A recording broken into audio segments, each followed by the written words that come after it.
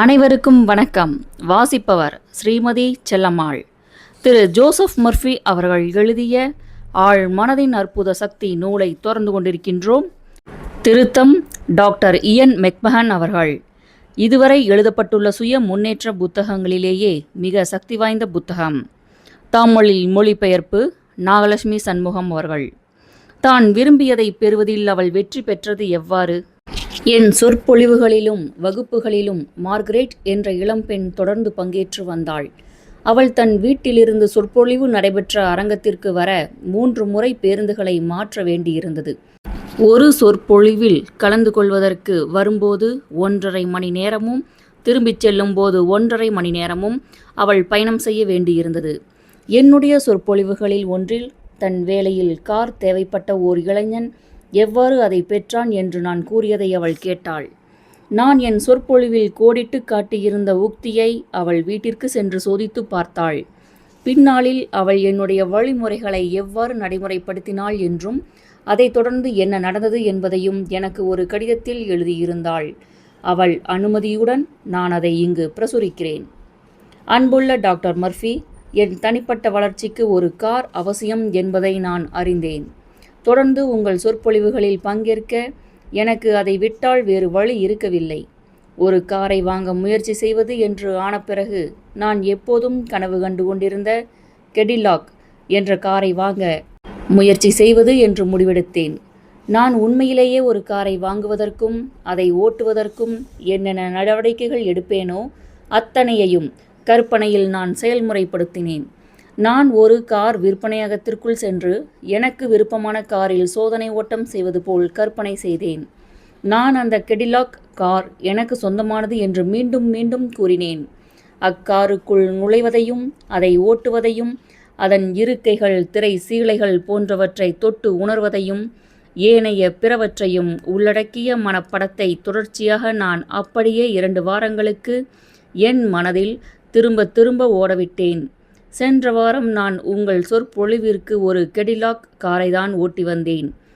இங்கில் ஊற்றிலிருந்த என் மாமா காலமாகியிருந்தார். அவர் தன்னுடைய கெடிலாக் காரையும் வேறு சில சொத்துக்களையும் எனக்கு விட்டு சென்றார். சிறந்த நிர்வாகிகள் கையாளும் வெற்றிக்கான உத்தி. பல பிரபலமான வியாபார நிர்வாகிகள் வெற்றி தங்களுடையது என்ற உறுதியான நம்பிக்கை தங்களுக்கு ஏற்படும் வரை வெற்றி என்ற பொதுவான வார்த்தையை ஒரு நாளில் பலமுறை மீண்டும் மீண்டும் அமைதியாக பயன்படுத்துகின்றனர்.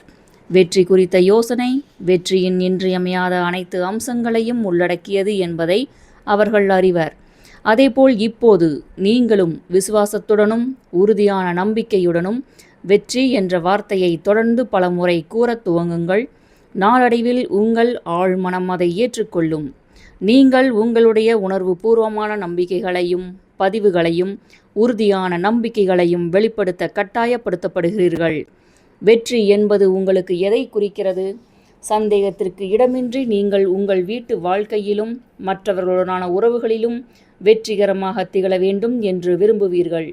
நீங்கள் தேர்ந்தெடுத்துள்ள வேலையிலோ அல்லது தொழிலிலோ தனித்தோங்கி நிற்க வேண்டும் என்று விரும்புவீர்கள். ஓர் அழகிய வீட்டையும் வசதியாகவும் மகிழ்ச்சியாகவும் வாழ தேவையான எல்லா பணத்தையும் சொந்தமாக்கிக் கொள்ள விரும்புவீர்கள். உங்கள் பிரார்த்தனை வாழ்விலும் உங்கள் ஆழ் மனதின் சக்திகள் உடனான உங்கள் தொடர்பிலும் வெற்றியுடன் இருக்க வேண்டும் என்று விரும்புவீர்கள். நீங்கள் ஒரு வியாபார நிர்வாகியும் கூட. ஏனெனில் நீங்கள் வாழ்க்கை என்னும் வியாபாரத்தில் ஈடுபட்டுள்ளீர்கள். நீங்கள் செய்ய துடித்து கொண்டிருப்பதை செய்வது போலவும், சொந்தமாக்கிக் கொள்ள நினைக்கும் பொருட்களை சொந்தமாக்கிக் கொள்வது போலவும் கற்பனை செய்வதன் மூலம் ஒரு வெற்றிகரமான நிர்வாகியாகுங்கள். கற்பனாவாதியாகுங்கள். வெற்றி நிலையின் யதார்த்தத்தில் மனதளவில் பங்கு கொள்ளுங்கள். அதை ஒரு பழக்கமாக்கிக் கொள்ளுங்கள். ஒவ்வொரு இரவும் வெற்றி உணர்வோடும் பரிபூரண திருப்தியோடும் உறங்கச் செல்லுங்கள். இறுதியில் உங்கள் ஆழ்மனதில் வெற்றி குறித்த எண்ணத்தை பதிய வைப்பதில் வெற்றி காண்பீர்கள். நீங்கள் வெற்றி பெற பிறந்துள்ளீர்கள் என்று நம்புங்கள். நீங்கள் பிரார்த்தனை செய்ய செய்ய அற்புதங்கள் நிகழும். இரத்தின சுருக்கமாய். 1. வெற்றி என்பது வெற்றிகரமான வாழ்க்கையை நடத்துவது. நீங்கள் அமைதியாக, மகிழ்ச்சியாக, பேரானந்தமாக இருந்து நீங்கள் நேசிப்பதை செய்து கொண்டிருந்தால் நீங்கள் ஓர் வெற்றியாளர். 2. நீங்கள் என்ன செய்ய விரும்புகிறீர்கள் என்பதை கண்டுபிடியுங்கள். உங்கள் உண்மையான வெளிப்பாடு உங்களுக்கு தெரியவில்லை என்றால் வழிகாட்டப்பட வேண்டுங்கள், வழிகாட்டப்படுவீர்கள். 3. உங்களுக்கு பிடித்த துறையில் வல்லுநராகுங்கள். பிறகு மற்ற எவர் ஒருவரையும் விட அதை பற்றி அதிகமாக தெரிந்து கொள்ளுங்கள். 4. வெற்றி பெற்றுள்ள எவரும் சுயநலவாதி அல்ல. அவர்களுடைய வாழ்வின் முக்கிய குறிக்கோள் மனித குலத்திற்கு சேவை செய்வதுதான். 5. மன அமைதி இல்லாமல் உண்மையான வெற்றி கிடையாது. 6. ஒரு வெற்றிகரமான மனிதர் சிறந்த உளவியல் ரீதியான புரிதலையும் ஆன்மீக ரீதியான புரிதலையும் கொண்டிருப்பார். 7. நீங்கள் ஒரு குறிக்கோளை தெளிவாக கற்பனை செய்தால் அதற்கு தேவையான அனைத்தும் உங்கள் ஆழ் மனதின் அற்புதங்கள் நிகழ்த்தும் சக்தியின் மூலம் உங்களுக்கு வழங்கப்படும். 8. உணர்வுடன் கலந்த எண்ணம் ஓர் உணர்வு பூர்வமான நம்பிக்கையாக உருவாகும். 9. நீடித்து நிலைத்திருக்கும் கற்பனையின் சக்தி உங்கள் ஆழ் மனதின் அற்புதம் நிகழ்த்தும் சக்திகளை முடுக்கிவிடும். 10. நீங்கள் உங்கள் வேலையில் பதவி உயர்வை நாடினால் உங்கள் மேலதிகாரியும் அன்புக்குரியவர்களும் உங்கள் பதவி உயர்வு குறித்து உங்களை பாராட்டுவதாக கற்பனை செய்யுங்கள். அப்படத்தை விரிவாகவும் யதார்த்தமாகவும் ஆக்குங்கள். குரலை கேளுங்கள், முகபாவங்களையும் சைகைகளையும் பாருங்கள். அவை அனைத்தின் யதார்த்தத்தையும் உணருங்கள். தொடர்ந்து இதை அடிக்கடி செய்யுங்கள். இப்படி உங்கள் மனதை நிறைப்பதன் மூலம் பிரார்த்தனைக்கு விடை கிடைக்கும்போது உண்டாகும் மகிழ்ச்சியை அனுபவிப்பீர்கள். 11. உங்கள் ஆழ் மனம் ஒரு நினைவு களஞ்சியம். கச்சிதமான நினைவாற்றலுக்கு அடிக்கடி இந்த உறுதி உரையை கூறுங்கள். என் ஆழ் மனதின் முடிவில்லா பேரறிவு எல்லா இடங்களிலும் எல்லா நேரங்களிலும் நான் அறிந்திருக்க வேண்டியவற்றை எனக்கு வெளிப்படுத்துகிறது. 12. வீடு, நிலம் போன்ற சொத்துக்களை நீங்கள் விற்க விரும்பினால் மெதுவாக, அமைதியாக, உணர்வு பூர்வமாக கீழ்கண்ட சுய பிரகடனத்தை கூறுங்கள்.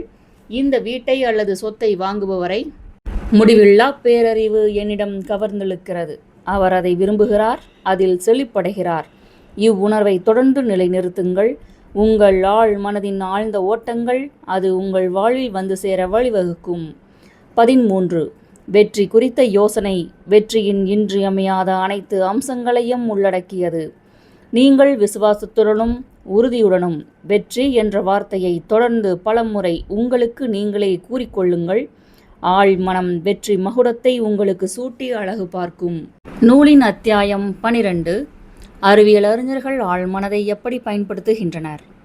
வரலாற்றில் மாபெரும் படைப்பு திறன் வாய்ந்த அறிவியலறிஞர்கள் பலர் ஆழ்மனதின் உண்மையான முக்கியத்துவத்தை உணர்ந்திருந்தனர்.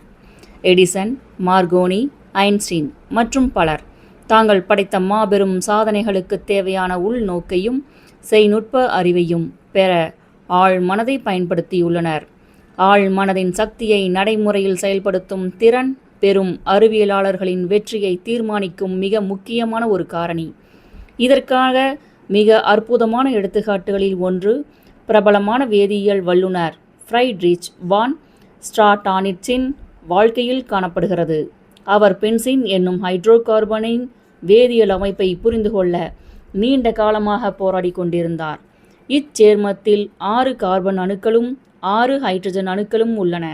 ஸ்ட்ராடானிட்ஸ் இப்பிரச்சனையால் தொடர்ந்து குழப்பத்தில் இருந்தார். அவருடைய அனைத்து முயற்சிகளும் எந்த முடிவுக்கும் இட்டு செல்லாதது போல் அவருக்கு தோன்றியது. புதிரை சமாளிக்க முடியாமல் களைத்து முழுவதுமாக சோர்வடைந்த ஸ்ட்ராடானிட்ஸ் பிரச்சனையை தன் ஆழ் மனதிடம் ஒட்டுமொத்தமாக ஒப்படைத்தார். அதன் பிறகு சிறிது காலத்திற்கு உள்ளாக அவர் ஓர் லண்டன் பேருந்தில் ஏறவிருந்த சமயத்தில் அவருடைய ஆழ்மனம் அவருடைய வெளிமனதிற்கு ஒரு திடீர் யோசனையை வழங்கியது. தன் வாளை தன் வாயில் கவ்வியபடி ஒரு வளையத்திற்குள் சுற்றி கொண்டிருந்த ஒரு பாம்பின் உருவம் அவருக்கு தோன்றியது. அவருடைய ஆழ் மனதிலிருந்து வந்த இந்த செய்தி அவர் தன் ஆய்வை வேறொரு திசையில் எடுத்து செல்ல அவரை ஊக்குவித்தது. விரைவில் அவர் நீண்ட காலமாக தேடிக்கொண்டிருந்த விடை அவருக்கு கிடைத்தது. அதுதான் பென்சின் வளையம் என்றழைக்கப்படும் அணுக்களின் வட்ட வடிவ அமைப்பு. ஒரு புகழ்பெற்ற அறிவியலறிஞர் தன் கண்டுபிடிப்புகளை நிகழ்த்தியது எப்படி? மின்துறையில் ஓர் வியப்பூட்டும் முன்னோடி நிகோலா டெஸ்லா. அறிவியல் அருங்காட்சியகங்களில் பார்வைக்காக வைக்கப்பட்டிருக்கும் எப்போதும் குழந்தைகளின் மனதை கொள்ளை கொள்ளும் டெஸ்லா சுருள் அவரது பல கண்டுபிடிப்புகளில் ஒன்றுதான். இது மின் சக்தியூட்டப்பட்ட ஓர் உலோக உருண்டை. அதை ஒருவர் தொடும்போது அதில் உள்ள நிலை மின்சாரம் அவருடைய தலைமுடியை செங்குத்தாக நிற்கச் செய்யும் ஒளிபரப்பு ஆற்றல் கொள்கையையும் டெஸ்லா பரிசோதித்து பார்த்தார். இத்தளங்களில் அவரது கருத்துகள் இன்றும் புரட்சிகரமானவையாக கருதப்படுகின்றன. ஆழ் மனதின் சக்தியில் உறுதியான நம்பிக்கை கொண்டு அதை பயன்படுத்தியவர் டெஸ்லா. ஒரு புதிய கண்டுபிடிப்பு அல்லது ஆய்விற்கான யோசனை அவருக்கு வரும்போதெல்லாம் அவர் அதை தன் கற்பனையில் உருவாக்கி அதை தன் ஆழ் மனதிடம் ஒப்படைத்து விடுவார். அந்த யோசனை நிலையான வடிவம் பெறுவதற்கு தேவையான அனைத்து பாகங்களையும் தன் ஆழ் மனம் மறுகட்டமைப்பு செய்து வெளி மனதிடம் வெளிப்படுத்தும் என்பதை அவர் அறிந்திருந்தார். அவர் குறைகளை சரிபார்ப்பதில் தன் நேரத்தை விரயம் செய்யவில்லை. மாறாக சம்பவிக்கக்கூடிய ஒவ்வொரு மேம்பாட்டையும் பற்றி அவர் ஆழ்ந்து யோசித்து கொண்டிருந்தார். அவர் தன்னுடன் வேலை பார்த்து வந்த தொழில்நுட்ப வல்லுநர்களிடம் தன் மனதில் வடித்து வைத்திருக்கும் கச்சிதமான இறுதிப் பொருளை தெரிவிக்கும் திறமையை பெற்றிருந்தார். ஒரு பேட்டியில் அவர், என் கருவி என் கற்பனையிலிருந்து சிறிது கூட மாறாமல் நான் நினைத்தபடியே வேலை செய்கிறது. 20 வருடங்களில் ஒரு விதிவிலக்கு கூட இருந்ததில்லை என்று கூறினார். ஒரு பிரபல இயற்கையியலாளர் தன் பிரச்சினைக்கு தீர்வு கண்டது எப்படி?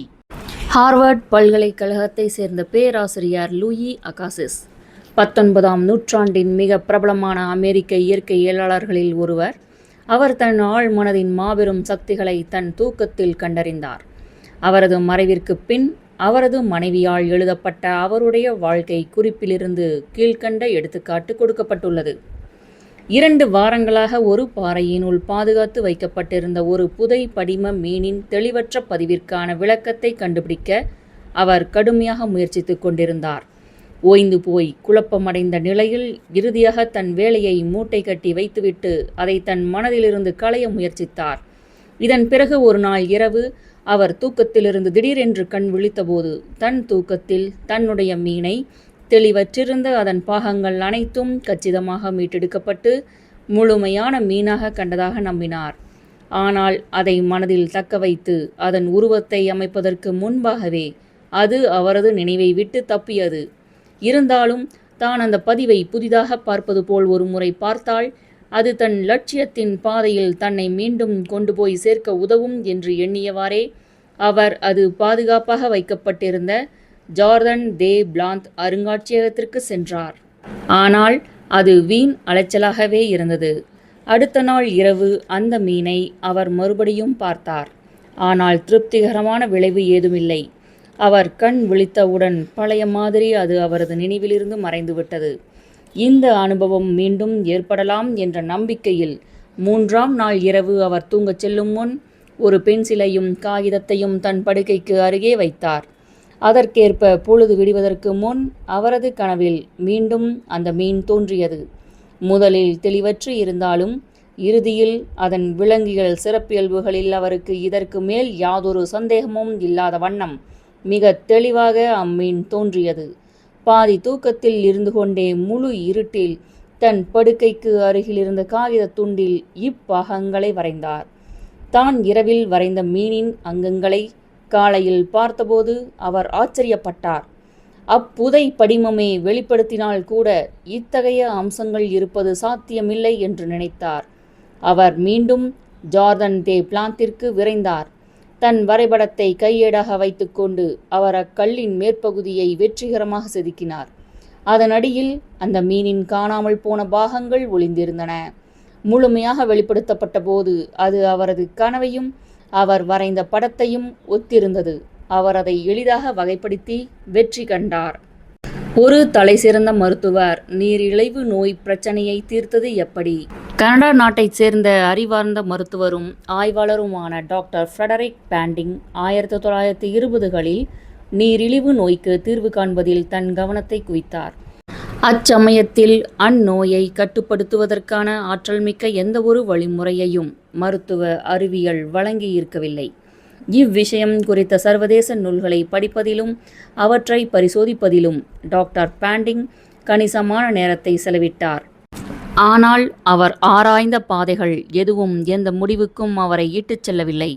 ஒரு நாள் இரவு நீண்ட நேர ஆய்வுகளுக்கு பின் களைத்து போய் அவர் தூங்கச் சென்றார். அவர் தூங்கிக் கொண்டிருந்த போது அவரது ஆழ்மனம் நாய்களின் உருக்குலைந்த கணைய நாளத்திலிருந்து எஞ்சியதை பிரித்தெடுக்குமாறு அவருக்கு அறிவுறுத்தியது. இந்த உத்வேகம் எண்ணற்ற லட்சக்கணக்கான மக்களுக்கு இன்றும் உதவியளித்து வரும் இன்சுலினை கண்டறிய அவருக்கு வழிகாட்டியது. டாக்டர் பாண்டிங் இப்பிரச்சனை குறித்து சில காலமாக வெளிமனதில் விழிப்புணர்வுடன் இருந்து வந்துள்ளதையும், பிரச்சனைக்கான தீர்வு அல்லது அதிலிருந்து விடுபட ஒரு வழியை தேடி வந்துள்ளதையும் நீங்கள் கவனித்து இருப்பீர்கள். அவரது ஆழ்மனம் அதற்கேற்ப செயல் விடை அளித்தது. உங்களுக்கும் விடை ஒரே இரவில் கிடைத்துவிடும் என்ற கட்டாயமில்லை. விடை சில சமயம் கொஞ்ச காலம் வராமல் இருக்கக்கூடும். மனதை தளர விடாதீர்கள். ஒவ்வொரு இரவும் உறங்க செல்வதற்கு முன் நீங்கள் இதற்கு முன் ஒருபோதும் செய்திராதது போன்று அப்பிரச்சனையை உங்கள் ஆழ் மனதிடம் ஒப்படைத்து கொண்டே இருங்கள்.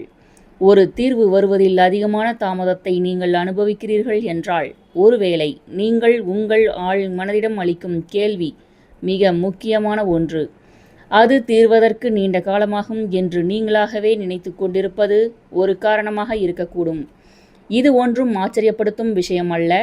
வழக்கமாக நம் பிரச்சனைகள் கடினமானவை என்று நம்புவதற்கு நாம் தூண்டப்படுகிறோம். அவை கடினமானவையாக இல்லை என்றால் அவை பிரச்சனைகளாகவே இருக்க முடியாது. ஆனாலும் இதில் ஒரு தவறு உள்ளது. உங்கள் ஆழ் மனதிற்கு நேரமோ வெளியோ கிடையாது. பெரிது சிறிது என்ற பாகுபாடும் கிடையாது. விடை இப்போது உங்களிடம் உள்ளது என்ற நம்பிக்கையுடன் உறங்கச் செல்லுங்கள். எதிர்காலத்தில் வருவதற்காக விடை காத்திருக்க வேண்டும் என்று பிரகடனப்படுத்தாதீர்கள். கண்டிப்பாக கிடைக்கும் என்ற விசுவாசத்துடன் இருங்கள். சோவியத் வதை முகாமிலிருந்து ஓர் அறிவியலறிஞர் தப்பியது எப்படி? இரண்டாம் உலகப் போரின் போது டாக்டர் லோதர் வான் பிளாங்க்ஸ்மிட் என்னும் தலை சிறந்த மின்னணு பொறியியல் வல்லுநர் சோவியத் சிறை முகாமில் அடைக்கப்பட்டார். தான் உயிரோடு இருந்ததற்கும் இறுதியில் விடுதலை பெற்று தப்பித்ததற்கும் காரணம் தன் ஆழ் மனதின் சக்திதான் என்று அவர் அதற்கு புகழாரம் சூட்டினார். நான் ரஷ்யாவில் உள்ள ஒரு நிலக்கரி சுரங்கத்தில் போர் கைதியாக இருந்தேன். அச்சிறை வளாகத்தில் என்னை சுற்றி பலர் மடிந்து கொண்டிருந்ததை நான் கண்டேன். மிருகத்தனமான காவலர்களாலும் ஆணவம் பிடித்த அதிகாரிகளாலும் கூர்மையாக வேகமாக சிந்திக்கும் உயர் அதிகாரிகளாலும் நாங்கள் கண்காணிக்கப்பட்டோம். ஒரு சிறு மருத்துவ பரிசோதனைக்கு பிறகு ஒவ்வொருவருக்கும் ஒரு குறிப்பிட்ட அளவு நிலக்கரி உடைப்பதற்காக வழங்கப்பட்டது. என்னுடைய பங்கு நாள் ஒன்றுக்கு 300 பவுண்ட். ஒருவேளை யாரேனும் தங்கள் பங்கை நிறைவேற்றவில்லை என்றால் அவருக்கு வழங்கப்பட்ட சிறு உணவு பங்கிலிருந்தும் ஒரு பகுதி குறைக்கப்படும். சிறிது காலத்திற்குள் அவர் கல்லறையில் ஓய்வெடுத்து கொண்டிருப்பார். நான் தப்பிப்பதில் என்னுடைய கவனத்தை குவிக்க துவங்கினேன். என் ஆழ்மனம் எப்படியாவது ஒரு வழியை கண்டுபிடிக்கும் என்பதை நான் அறிந்திருந்தேன். ஜெர்மனியில் இருந்த என் வீடு நாசமாக்கப்பட்டது. என் குடும்பம் ஒட்டுமொத்தமாக அழித்தொழிக்கப்பட்டது. என் எல்லா நண்பர்களும் முன்னாள் கூட்டாளிகளும் போரில் கொல்லப்பட்டனர் அல்லது வதை முகாம்களில் இருந்தனர். நான் என் ஆழ் மனதிடம், நான் லாஸ் ஏஞ்சல்ஸிற்கு போக விரும்புகிறேன், நீ அதற்கான வழியை கண்டுபிடிக்கிறாய் என்று கூறினேன். நான் லாஸ் ஏஞ்சல்ஸில் பற்றிய புகைப்படங்களை பார்த்திருந்தேன். அகன்ற மரம் சூழ்ந்த இயற்கை காட்சிகள் நிறைந்த சில தெருக்களும் சில கட்டிடங்களும் என் நினைவில் இருந்தன. ஒவ்வொரு நாள் இரவும் வில்ஷயர் தெருவில் நான் பெர்லினில் சந்தித்த ஓர் அமெரிக்க பெண்ணுடன் நடந்து போவது போல் கற்பனை செய்வேன். அவர் இப்போது என் மனைவி. என் கற்பனையில் நாங்கள் பல கடைகளுக்கு செல்வோம், பேருந்துகளில் பயணம் செய்வோம், உணவு விடுதிகளில் சாப்பிடுவோம். ஒவ்வொரு இரவும் லாஸ் ஏஞ்சல்ஸ் தெருக்களில் நான் என் கற்பனை அமெரிக்க காரை ஓட்டுவதை ஒரு சிறப்பு அம்சமாக்கி கொண்டேன். நான் இவை அனைத்தையும் விரிவாகவும் யதார்த்தமாகவும் ஆக்கினேன். என் மனதில் இருந்த இப்படங்கள் சிறைக்கு வெளியில் இருக்கும் மரங்களைப் போல நிஜமானதாகவும் இயற்கையாகவும் எனக்கு தோன்றின. தினசரி காலையில் கைதிகள் அனைவரும் வரிசையாக நிறுத்தப்பட்டு காவலரால் எண்ணப்படுவார்கள். அவர் 1, 2, 3 என்று வரிசையாக அழைப்பார். 17 என்று அழைத்தபோது நான் வந்து நின்றேன். அது என் வரிசை எண். இதற்கிடையில் அக்காவலரை ஓரிரு நிமிடங்களுக்கு யாரோ அழைத்தனர். அவர் திரும்பி வந்தபோது தவறுதலாக எனக்கு அடுத்து நின்றவரை 17 என்று எண்ணத் தொடங்கினார். இருமுறை ஒரே எண்ணை கூறியதால் குழுவின் எண்ணிக்கையில் ஒன்று குறைவாக கணக்கிடப்பட்டது. நான் ஒளிந்து கொண்டேன். மாலையில் அக்குழு திரும்பி வந்தபோது மீண்டும் எண்ணப்பட்டது. எண்ணிக்கையில் மாற்றம் இல்லாததால் நான் இல்லாததை அவர்கள் கவனிக்கவில்லை. பின்னர் யாரும் என்னை கண்டுபிடிக்காதவாறு நான் முகாமை விட்டு வெளியேறினேன். தொடர்ந்து 24 மணி நேரங்கள் நடந்து கொண்டே இருந்தேன். அடுத்த நாள் ஆள் நடமாட்டம் இல்லாத ஒரு நகரத்தில் தங்கினேன். மீன் பிடித்ததன் மூலமும் சில வனவிலங்குகளை கொன்றதன் மூலமும் என்னால் உயிர் வாழ முடிந்தது. போலந்திற்கு நிலக்கரி ஏற்றி செல்லும் புகை வண்டிகளை பார்த்தேன். நான் போலந்து சென்றடையும் வரை இரவில் அவற்றில் பிரயாணம் செய்தேன். சில நண்பர்களின் உதவியோடு நான் சுவிட்சர்லாந்தில் உள்ள லுசர்னுக்கு வந்து சேர்ந்தேன். ஒரு நாள் மாலையில் லுசர்னில் உள்ள பேலஸ் ஹோட்டலில் அமெரிக்காவிலிருந்து வந்திருந்த ஒருவரோடும் அவர் மனைவியோடும் நான் பேசினேன். அவர் கலிஃபோர்னியாவில் உள்ள சாண்டா மோனிகாவில் உள்ள தன்னுடைய வீட்டிற்கு விருந்தினராக வர எனக்கு சம்மதமா என்று என்னிடம் கேட்டார். நான் அதை ஏற்றுக்கொண்டு லாஸ் ஏஞ்சல்ஸ் வந்தடைந்த போது அவர்களுடைய ஓட்டுநர் என்னை வில்ஷயர் தெரு வழியாகவும் ரஷ்யாவின் நிலக்கரி சுரங்கத்தில் கழிந்த நீண்ட மாதங்களில் நான் விலாவாரியாக கற்பனை செய்திருந்த பல தெருக்களின் வழியாகவும் என்னை காரில் வைத்து ஓட்டி சென்றதை நான் கண்டேன். என் மனதில் நான் அடிக்கடி பார்த்த கட்டிடங்களை நான் அடையாளம் கண்டு கொண்டேன். நான் முன்பே லாஸ் ஏஞ்சல்ஸிற்கு வந்துள்ளது போல் தோன்றியது. நான் என் இலக்கை அடைந்து விட்டேன். ஆழ் மனதின் அற்புதங்கள் குறித்து வியப்பதை நான் ஒரு நாளும் நிறுத்த மாட்டேன். உண்மையில் அது நமக்கு தெரியாத வழிகளை கொண்டுள்ளது. தொல்பொருள் ஆய்வாளர்கள் பண்டைய காட்சிகளை மறுகட்டமைப்பு செய்வது எப்படி? நம் இனங்களின் அனைத்து வரலாற்று நிகழ்வுகளை பற்றிய நினைவும் உங்கள் ஆழ் மனதிடம் உள்ளது. பண்டைய சிதைவுகளையும் முந்தைய கலாச்சாரங்களால் விட்டுச் செல்லப்பட்ட எண்ணற்ற தொல்பொருட்களையும் படிக்கும் தொல்பொருள் ஆய்வாளர்கள் தங்கள் வேலையில் தங்கள் கற்பனை கண்ணோட்டத்தை அற்புதமாக பயன்படுத்த முடியும். பண்டைய காட்சிகளை மறு நிர்மாணம் செய்வதில் அவர்களுடைய ஆழ்மனம் அவர்களுக்கு உதவுகிறது. மறைந்து போன கடந்த காலம் மீண்டும் ஒருமுறை உயிர்த்தெழுகிறது. இப்பண்டைய கட்டிடங்களின் நூல்களை பார்ப்பதன் மூலமாகவும் முந்தைய நாகரிகங்களின் மட்கலன்கள், சிலைகள், கருவிகள் மற்றும் வீட்டு உபயோக பாத்திரங்கள் ஆகியவற்றை படிப்பதன் மூலமாகவும் பிரபஞ்ச மனதின் பொதுவான கருத்து வங்கிகள் வாயிலாக இப்பொருட்கள் எப்படி, எப்போது, ஏன் உருவாக்கப்பட்டன என்பதை அறிவியல் அறிஞர்களால் அறிந்து கொள்ள முடிகிறது. அறிவியல் அறிஞர்களின் கூர்ந்த கவனமும் ஒழுங்குபடுத்தப்பட்ட கற்பனையும் ஆழ் மனதில் மறைந்திருக்கும் சக்திகளுக்கு வெளிப்பூட்டுகின்றன. இது பண்டைய அமைப்புகளுக்கு கூரை வேய்வதற்கும் அவற்றை சுற்றிலும் தோட்டங்கள், குளங்கள் மற்றும் ஊற்றுகளை அமைப்பதற்குமான திறமையை அவர்களுக்கு வழங்குகிறது.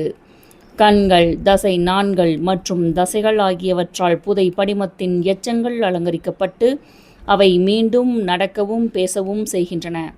கடந்த காலம் உயிர் தெழுந்து நிகழ்காலமாக மாறுகின்றது. நம் ஆழ் மனதில் நேரமோ வெளியோ இல்லை என்பதை நாம் அறிகிறோம். ஒழுங்குபடுத்தப்பட்ட, கட்டுப்படுத்தப்பட்ட, வழி நடத்தப்பட்ட கற்பனை மூலம் நீங்கள் எல்லா காலங்களிலும் நிலைத்து நிற்கும் அறிவியல் பூர்வமான, ஊக்கப்படுத்தப்பட்ட சிந்தனையாளர்களின் சக தோழர் ஆகலாம். உங்கள் ஆழ் மனதிடமிருந்து வழிகாட்டுதலை பெறுவது எப்படி? நீங்கள் கடினமானது என்று நினைக்கும் ஒரு முடிவை எடுக்க வேண்டியிருக்கும் போது, அல்லது உங்களுடைய பிரச்சனைக்கான தீர்வை நீங்கள் பார்க்க முடியாமல் போகும்போது, உடனே அதை பற்றி ஆக்கப்பூர்வமாக சிந்திக்க துவங்குங்கள். நீங்கள் பயமோ கவலையோ கொண்டிருந்தால் உண்மையில் நீங்கள் சிந்தித்து கொண்டிருக்கவில்லை என்றுதான் பொருள். ஏனெனில் உண்மையான சிந்தனையில் பயத்திற்கு இடமில்லை. எந்த ஒரு விஷயம் குறித்தும் வழிகாட்டுதலை பெறுவதற்கான ஓர் எளிய உத்தி இங்கே கொடுக்கப்பட்டுள்ளது. இதை கீழ்க்கண்ட வரிசைப்படி செய்யவும். 1. மனதை அமைதிப்படுத்தி உடலை அசைவின்றி வைத்திடுங்கள். உங்கள் உடலை ஆசுவாசப்படுத்திக் கொள்ளுங்கள். அது உங்களுக்கு கட்டுப்பட வேண்டும். அதற்கு விருப்பமோ முனைப்போ அல்லது தன்னிலை உணர்ந்த பேரறிவோ கிடையாது. 2. உங்கள் கவனத்தை ஒன்று திரட்டுங்கள். உங்கள் எண்ணத்தை உங்கள் பிரச்சனைக்கான தீர்வில் குவியுங்கள். 3. அதை உங்கள் வெளிமனதால் தீர்க்க முயலுங்கள். 4. கச்சிதமான தீர்வு குறித்து எவ்வளவு மகிழ்ச்சியாக இருப்பீர்கள் என்று எண்ணி பாருங்கள். கச்சிதமான விடை உங்களிடம் இப்போது இருந்தால் எப்படி உணர்வீர்கள் என்பதை கற்பனையில் உணர்ந்து பாருங்கள். 5. உங்களது மனதை இந்த மகிழ்ச்சியான திருப்திகரமான நிலையில் ஓய்வாக நீந்த விடுங்கள். பிறகு தூங்கிவிடுங்கள். 6. நீங்கள் கண் விழிக்கும் போது உங்களிடம் விடை இல்லையென்றால் வேறு ஏதேனும் ஒன்றில் சுறுசுறுப்பாக இருங்கள். வேறு ஏதேனும் ஒன்றில் நினைவாக இருக்கும்போது அந்த விடை உங்கள் மனதிற்குள் கண்டிப்பாக எட்டி பார்க்கும். ஆழ் மனதிலிருந்து வழிகாட்டுதல் பெறுவதற்கு எளிய வழிதான் சிறந்தது. இங்கு அதற்கான ஒரு விளக்கம் கொடுக்கப்பட்டுள்ளது. ஒரு முறை நான் என் குடும்ப சொத்தான ஒரு விலை உயர்ந்த மோதிரத்தை தொலைத்து விட்டேன். எல்லா இடங்களிலும் தேடி பார்த்தும் எங்கும் கிடைக்கவில்லை. அந்த இழப்பால் நான் கவலைப்பட்டேன், வேதனைப்பட்டேன். அன்றிரவு நான் பிற மனிதர்களிடம் பேசும் அதே முறையில் என் ஆழ் மனதிடம் பேசினேன். தூங்குவதற்கு முன்பு நான் அதனிடம், உனக்கு எல்லாம் தெரியும், அந்த மோதிரம் எங்கு இருக்கிறது என்று உனக்கு தெரியும், நீ அது எங்கே இருக்கிறது என்பதை எனக்கு தெரிவிக்கிறாய் என்று கூறினேன். காலையில் ராபர்ட்டை கேள் என்ற வார்த்தைகள் என் காதுகளில் ரீங்காரமிட நான் திடீரென்று விழித்தெழுந்தேன். இது எனக்கு மிகவும் வினோதமாக இருந்தது. என் நினைவுக்கு வந்த ஒரே ராபர்ட் என் அடுத்த வீட்டுக்காரரின் 9 வயது பையன்தான். என் மோதிரம் இருக்கும் இடம் பற்றி அவனுக்கு ஏன் தெரிந்திருக்க வேண்டும்? ஆனாலும் என் உள்ளுணர்வின் குரலை நான் அலட்சியப்படுத்த விரும்பவில்லை. நான் ராபர்ட்டை அவனுடைய வீட்டு முற்றத்தில் பார்த்தேன். அந்த மோதிரத்தை பற்றி அவனிடம் கூறிவிட்டு, நீ அதை பார்த்தாயா என்று கேட்டேன். ஆமாம், தோட்டத்தில் விளையாடி கொண்டிருக்கும் போது நான் அதை அந்த புதர்களில் பார்த்தேன். அது யாருடையது என்று எனக்கு தெரியவில்லை. அதனால் அதை உள்ளே எடுத்து வந்து என் மேசையில் வைத்தேன். நான் அதை பற்றி ஒரு அறிவிப்பு பலகை வைக்கலாம் என்று இருந்தேன், ஆனால் மறந்துவிட்டேன் என்று அவன் பதிலளித்தான். நீங்கள் உங்கள் ஆழ் மனதை நம்பினால் அது உங்களுக்கு எப்பொழுதும் விடையளிக்கும். தன் தந்தையின் உயில் இருக்கும் இடத்தை அவரது ஆழ்மனம் அவரிடம் வெளிப்படுத்தியது. ஹியூகோ என்ற இளைஞர் லாஸ் ஏஞ்சல்ஸில் என் சொற்பொழிவுகளுக்கு வந்திருந்தார். ஆழ் மனதின் சக்தியுடன் தனக்கு ஏற்பட்ட அனுபவத்தை அவர் என்னிடம் கூறினார். அவரது தந்தை திடீரென்று காலமானார். உயிலேதும் எழுதிவிட்டு சென்றதாக தெரியவில்லை. ஆனால் முன்பொரு முறை தான் உயில் ஒன்றை எழுதி கொண்டிருப்பதாகவும் அதை தன்னால் இயன்ற அளவு அனைவருக்கும் நியாயமாக இருக்குமாறு அமைத்திருப்பதாகவும் தந்தை தன்னிடம் கூறியதாக அவரது சகோதரி அவரிடம் தெரிவித்தாள். காலம் சென்ற தன் தந்தை உயிலேதும் விட்டுச் செல்லாமல் போயிருந்தால் மாநிலத்தால் ஏற்படுத்தப்பட்ட விதிகளுக்கு ஏற்ப சொத்துகள் பிரிக்கப்படும் என்பதை ஹியூகோ உணர்ந்தார். இது அவர்களுடைய தந்தையின் விருப்பங்களுக்கு ஏற்ப அமையாது போலிருந்தது. மேலும் சட்டத்திற்கான கட்டணங்கள் சொத்தில் பாதியை விழுங்கிவிடும். அவரும் அவனது சகோதரியும் எல்லா இடங்களிலும் தேடி பார்த்தும் அவர்களால் உயிலை கண்டுபிடிக்க முடியவில்லை. உண்மையிலேயே உயில் இருக்கிறதா என்று அவர்கள் வியக்கத் துவங்கினர். ஆழ் மனதை உபயோகிப்பது பற்றி தான் கற்றிருந்ததை ஹியூகோ நினைவு கூர்ந்தார். தூங்கப் போவதற்கு முன் அவர், நான் இப்போது இந்த விண்ணப்பத்தை ஆழ் மனதிடம் ஒப்படைக்கிறேன். என் தந்தையின் உயில் எங்குள்ளது என்று அதற்கு தெரியும். அது என்னிடம் அதை வெளிப்படுத்துகிறது என்று கூறி தன் ஆழ் மனதுடன் பேசினார். நூலின் இப்பகுதி இத்துடன் நிறைவடைகிறது. நூலின் அத்தியாயங்களை தொடர்ந்து கேட்க ஸ்ரீமதி செல்லம்மாள் வலையொலி அலைவரிசையை பதிவு செய்யுங்கள். ஸ்ரீமதி செல்லம்மாள் தொடர்வாள். நன்றி, வணக்கம்.